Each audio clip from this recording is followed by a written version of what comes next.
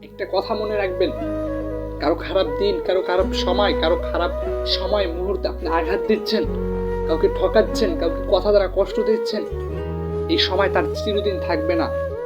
খারাপ সময় পরিবর্তন হয়ে ভালো একটা সময় আসবে। দিনের পরে যেমন রাত আসে, রাতের পরে আবার যেমন দিন আসে, এটা যেমন সত্যি। আমার খারাপ সময় গেলে আমার খারাপ সময়ের পরে অবশ্যই ভালো সময় আসবে, সেটা হোক আজ হোক কাল। যেহেতু আমি বিশ্বাস করি আমার আল্লাহ আমাকে লাঞ্ছিত করুক অথবা সম্মানিত করুক, আমার আল্লাহ এটা করবে। যে ব্যক্তি এটা করতে খুব বিশ্বাস করে সে কোনোদিন হারে না। সে হয় জিতবে নয়তো শিখবে, মানুষের কাছ থেকে হয় জিতে নয়তো শিখে।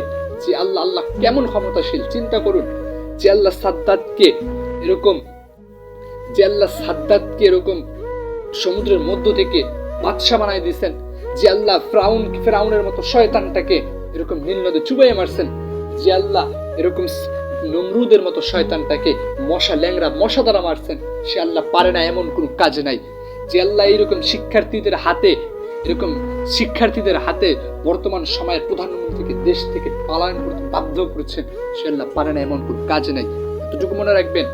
আজকে অহংকার করতেছেন, টাকা ডবডবি দেখাচ্ছেন, অহংকার করতেছেন, যে সম্পদ, যে মাল, যে সম্পদ নিয়ে অহংকার করতেছেন, এগুলো চিরদিন থাকবে না। এই সম্পদ চিরদিন থাকবে না।